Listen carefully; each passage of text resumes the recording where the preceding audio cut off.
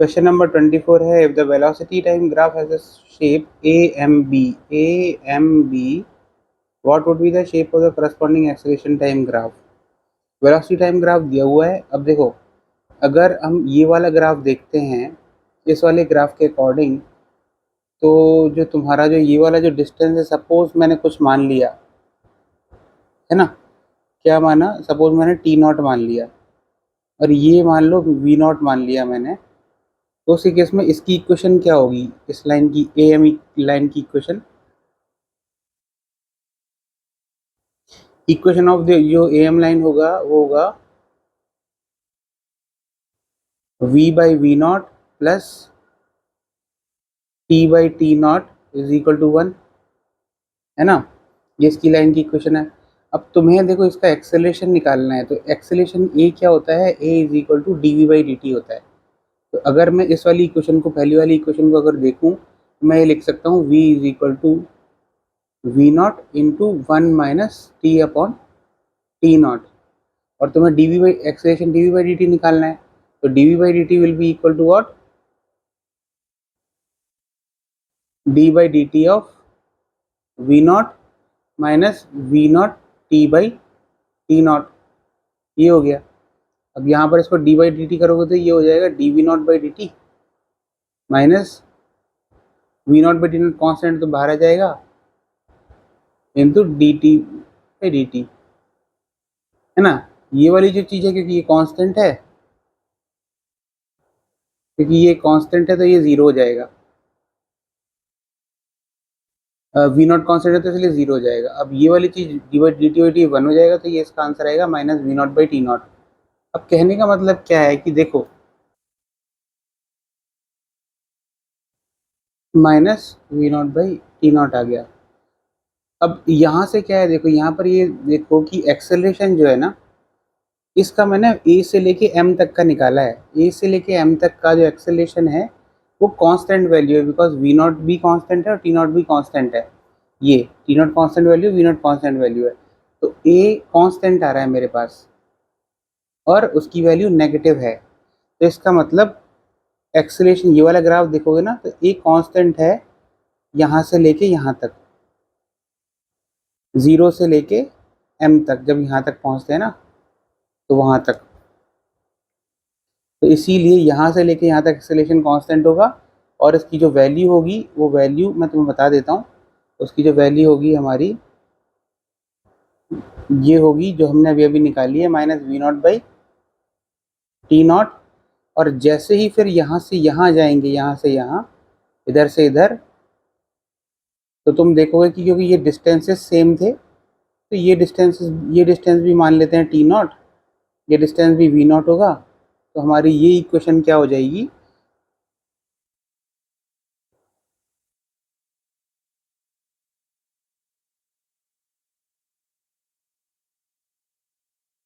इसकी अगर तुम इक्वेशन निकालोगे इस वाली लाइन की, M से लेके B तक, ये जो लाइन की इक्वेशन निकालोगे ना, तो ये भी बिल्कुल इसी तरीके से सिमिलर आएगी, इस तरीके से जो अपन ने निकाली है।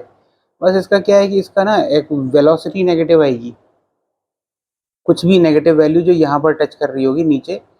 इसको मैं अगर मान लेते हैं V1 मान लिया मैंने नीचे की तरफ, और इस लाइन का जो x एक्सिस है वो मान लिया सपोज T1 मान लिया, तो मेरी इस वाली लाइन की जो इक्वेशन है ना,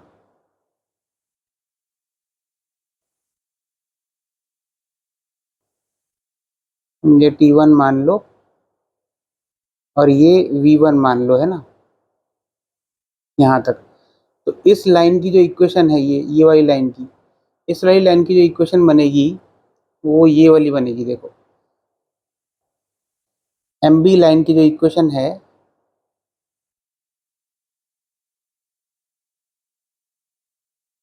MB लाइन की इक्वेशन मेरी बनेगी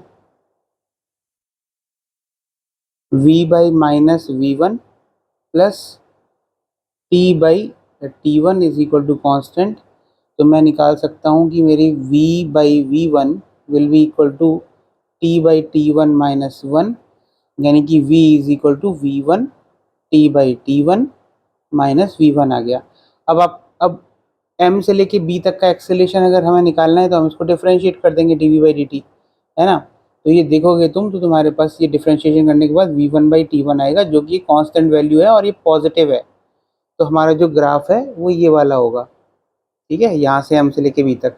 तो हमारा करेक्ट आंसर ये वाला होगा b। समझ में आ गया? चलो question number 25। A scooter accelerates from rest from for time t1 at constant rate a1 and then retards at constant rate a2 for time t2 comes to rest. The correct value of t1 by t2. अब देखो यहाँ ना इस question में तुम्हें क्या दिया हुआ है, पहले तो ये बनाओ। पूरा जो मोशन है वो यहाँ से लेके यहाँ तक जा रहा है, स्टार्टिंग से लेके इधर तक, इस एंड तक। अब यहाँ पर अगर मैंने इसको ए पॉइंट बोला और इसको बी पॉइंट बोला, तो उसके केस से मुझे ये दिया हुआ है कि स्कूटर एक्सेलरेट्स फ्रॉम रेस्ट, यानी कि यहाँ पर u इज इक्वल टू 0 था फॉर टाइम t1, और इसका जो एक्सेलरेशन था ना वो a1 था। अब यहाँ से टाइम t1 तक, फिर retards at constant rate a2 for time t2। यहाँ पर ये जो पॉइंट B है ना, इस पॉइंट B पर इसने मैक्सिमम रीच किया है, मतलब मैक्सिमम वेलोसिटी रीच की होगी, क्योंकि फिर उसके बाद ये था a1 एक्सेलरेशन था और फिर उसके बाद a2 रिटार्डेशन है। तो यहाँ पर एक्सेलेरेशन जो a2 है उसका जो डायरेक्शन मैं दूसरा करूँगा रिवर्स में, क्योंकि रिटार्डेशन हो रहा है। और यहाँ पर जो टाइम t हुआ है वो t2 लगा है। तो ये b पॉइंट है, यहाँ पर ये v मैक्स अचीव करेगा, क्योंकि एक्सेलेरेट होगा 0 से, एक्सेलेरेट होने के बाद b से फिर रिटार्डेशन होना चालू हुआ, तो फिर उसकी फाइनल वेलोसिटी v पे 0 हो जा रही है, करेक्ट। और यहाँ पर टाइम t2 लगा है, तो correct value of t1 by t2 पूछा है इसने। तो हम यहाँ पर क्या है, क्योंकि ये कांस्टेंट एक्सेलरेशन का मोशन हो रहा है, ये कांस्टेंट एक्सेलरेशन है और ये भी कांस्टेंट एक्सेलरेशन है दोनों, तो उसके केस में हम कांस्टेंट एक्सेलरेशन की इक्वेशन यूज़ कर सकते हैं।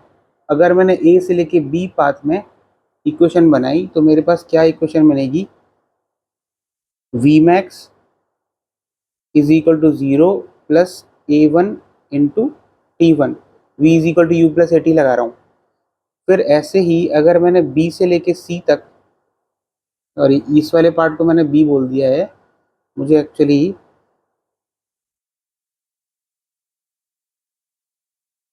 यहाँ पे ना ये है मेरा, इसको b मान लो, इसको b माना ही था अपन ने, इसको b मान लो, इसको c मान लो। तो a से लेके जो c वाला जो पार्ट है इसमें हमने ये लगाया था। अब c से लेके b वाला जो पोर्शन है उसमें फिर v is equal to u minus u plus A t लगाते हैं। तो v is equal to you plus A t, जिसमें v 0 है, u v मैक्स है, a नेगेटिव डायरेक्शन में है तो माइनस a2 है इंटू टाइम t2, क्योंकि ये डायरेक्शन में पॉजिटिव ले रहा हूँ, है ना, ये पॉजिटिव डायरेक्शन है तो इसका अपोजिट डायरेक्शन ये नेगेटिव होगा, इसलिए एक्सेलरेशन इस डायरेक्शन में है तो ये नेगेटिव हो गया है। तो यहाँ पर मेरे पास फिर से ये आएगा क्या, v max is equal to v max by a2 is equal to t2, यहाँ पर t2 आ गया। और पहली वाली इस वाली इक्वेशन से मेरे पास क्या आया था, t1 is equal to v max upon a1। अब इसने पूछा क्या है, t1 बाई t2 पूछा है, तो t1 बाई t2 मेरे पास क्या आ जाएगा, t1 by t2 will be equal to v max upon a1 divided by v max upon a2। V max cancel हो गया, तो ये हो जाएगा मेरे पास a2 बाई a1। मेरे जो आंसर हो जाएगा वो सी वाला ऑप्शन हो जाएगा, a2 बाई a1। ये वाला क्वेश्चन सॉल्व हो गया, इजी सा क्वेश्चन है।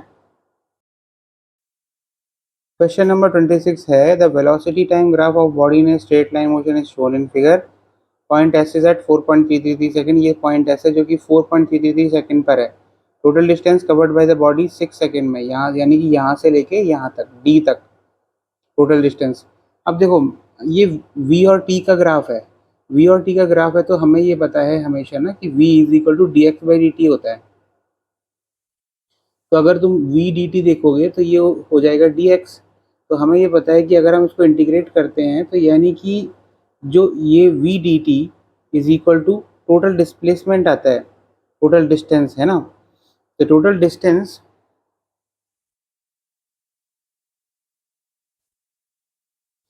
मैंने तुम्हें बताया था पहले कि टोटल डिस्टेंस मतलब area under we T graph.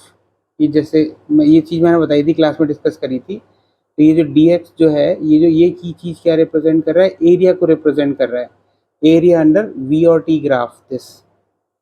तो वी टी ग्राफ के अंदर जो एरिया होता है वो हमारा पूरा का पूरा डिस्प्लेसमेंट को रिप्रेजेंट करता है। और अगर सारे एरियाज को पॉजिटिवली काउंट करोगे, मतलब ये भी पॉजिटिव और ये भी पॉजिटिव, तो वो डिस्टेंस देगा। और अगर इसको पॉजिटिव और इसको नेगेटिव लोगे तो ये डिस्प्लेसमेंट देगा। ठीक है। तो हमारा काम बस ये है कि हम सारा एरिया निकाल लें और एरिया निकालने के बाद उनको एडअप कर दें तो हमारे पास डिस्टेंस आ जाएगा। अब देखो,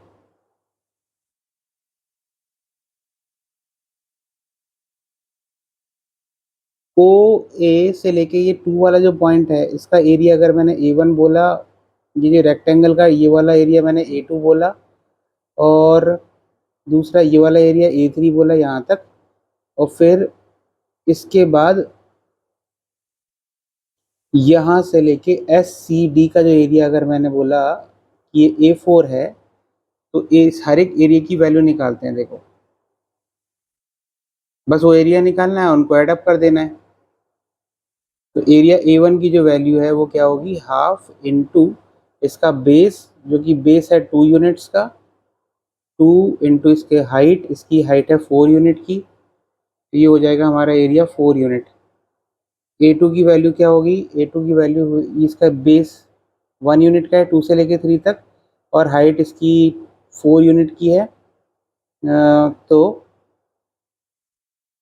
4 इंटू 1, 4 यूनिट हो गया। ए थ्री का एरिया निकाल लो। अब ए थ्री क्या होगा, 3 से लेके 4.33 तक, यानी कि ये जो डिस्टेंस हो गया ना, ये वाला डिस्टेंस दिखाता हूँ आपको। ये जो डिस्टेंस है यहाँ से लेके यहाँ तक, ये 4.333 माइनस 3 हो गया, तो ये 3.33 हो गया।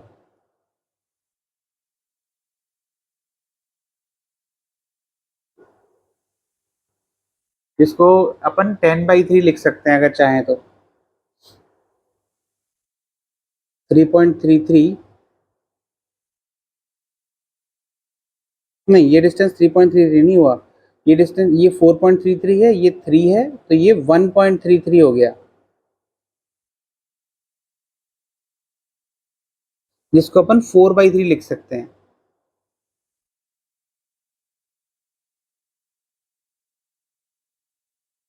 तो और हाइट इसकी 4 यूनिट है, तो ए थ्री की जो वैल्यू है वो मैं लिख दूंगा। तो वो ए थ्री की वैल्यू क्या हो जाएगी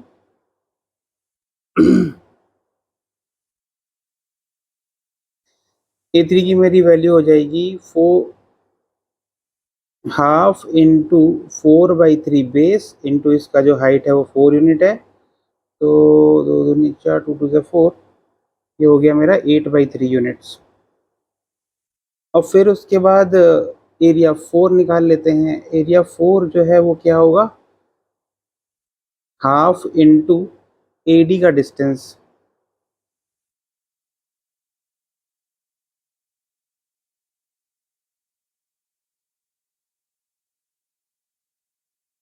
ए डी का अगर तुम डिस्टेंस देखोगे तो वो होगा 6 माइनस 4.33। तो ये डिस्टेंस है मेरा 6 माइनस 4.33,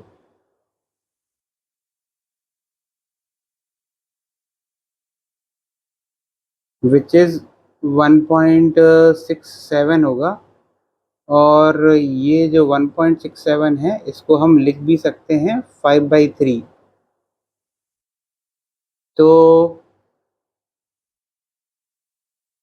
हाफ इंटू इसका बेस विच इज़ 5/3 इंटू इसकी हाइट, नीचे से लेके सी तक का हाइट 2 है, 2 यूनिट से ये वाला है ना, तो ये 2 हो गया। तो मेरे पास 5/3 इसका आंसर आ गया। तो इसका मतलब मेरा जो टोटल डिस्टेंस वो क्या होगा, distance is equal to A1 plus A2 plus A3 plus A4 हो जाएगा, और ये हो गया मेरे पास 4 plus 4 plus 8/3 plus 5/3, 8 plus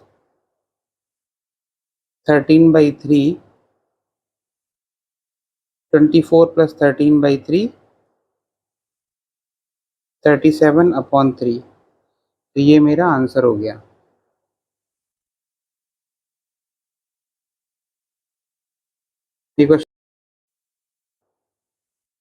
question number 27, the position of particle as a function of time हमें दिया हुआ है। ये x is equal to 80 plus BT square minus CT cube, ABC constant है, particle attains zero acceleration, velocity क्या है। देखो हमें गिवन है कि x is equal to 80 plus BT square minus CT cube है। तो हमें पता है कि जो वेलोसिटी होती है वो क्या होती है, वो dx/dt होता है। ये फॉर्मूला है इसका, है ना, v is equal to dx/dt।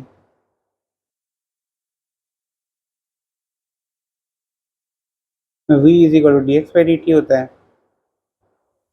अब v is equal to dx/dt है, हमें पता है, तो हम इससे वेलोसिटी निकाल सकते हैं। Velocity v is equal to हमारे पास क्या हो जाएगा, a plus 2bt minus 3ct square.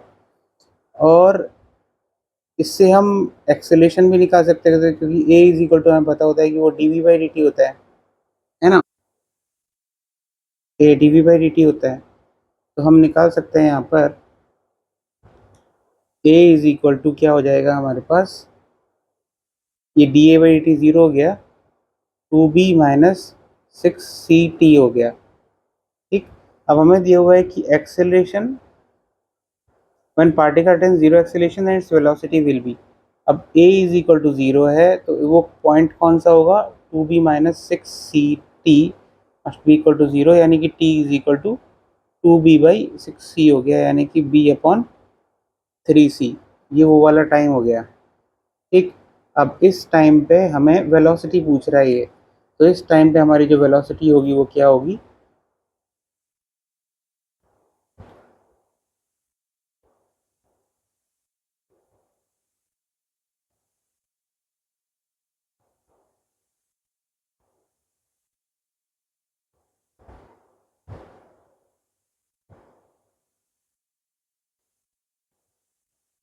a plus 2b into b/3c minus 3c into b/3c whole square. बस इसको सॉल्व कर लो, उसको सॉल्व करके आंसर आ जाना चाहिए।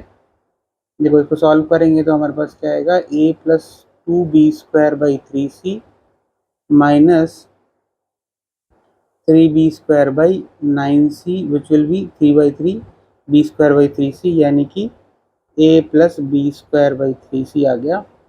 और ये हमारा आंसर हो जाएगा, ये हमारा आंसर हो जाएगा। तो इसमें से हमारा जो आंसर हो गया a प्लस b²/3c हो गया। ये हमारा क्वेश्चन नंबर 27 सॉल्व हो गया। Number 28, a particle is moving with velocity v along the positive x-axis. Calculate the speed of particle at time t. Assume that the particle is zero origin as at origin at time t equal to 0. Particle की जो velocity है v is equal to हमें b√x दिया हुआ है। हमें पता है कि v is equal to dx/dt होता है, तो dx/dt is equal to b√x आ गया। अगर इसको हम इंटीग्रेट करेंगे तो हमारे पास आएगा dx/√x is equal to b into dt। और क्योंकि अगर इसको हम जीरो से, क्योंकि ओरिजिन पे था, पार्टिकल ओरिजिन पे था स्टार्टिंग में, और x जीरो से लेके एट टाइम टाउ पे हमें निकालना है speed of particle at time tau. तो इसकी जो डिस्प्लेसमेंट होगा टाइम टाउ पे या किसी भी टाइम के हिसाब से, तो वो जो वैल्यू होगी वो क्या होगी हमारी,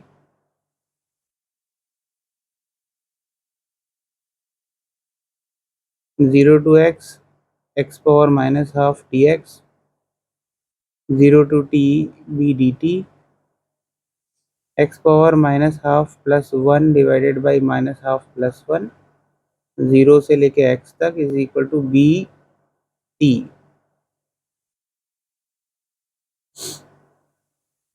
तो ये 2√x आ गया, 2√x is equal to b t. ये हमारे पास रिलेशन आ गई। अब इस रिलेशन से आप देखोगे ना कि डिस्प्लेसमेंट जो है वो इज इक्वल टू हम लिख सकते हैं b square t square upon 4। दोनों तरफ स्क्वायर कर दिया और फिर उसके बाद लिख दिया। अब इसने पूछा है कि what is the speed of particle at time t equal to this. तो स्पीड ऑफ पार्टिकल निकालने के लिए v इज इक्वल टू हम डी एक्स पे डी टी कर सकते हैं। तो हमारे पास क्या आ जाएगा, 2b² डिवाइडेड बाई 4। इसको डिफरेंशिएट किया मैंने विथ 2x, तो मेरे पास आया b² अपॉन 2। और इसने मुझे t is equal to tau second पर पूछा है, तो वेलोसिटी हो गई मेरी b² टाउ अपॉन 2। ये मेरा आंसर होना चाहिए। तो इसलिए मेरा जो आंसर है वो है b² tau upon 2, option number B.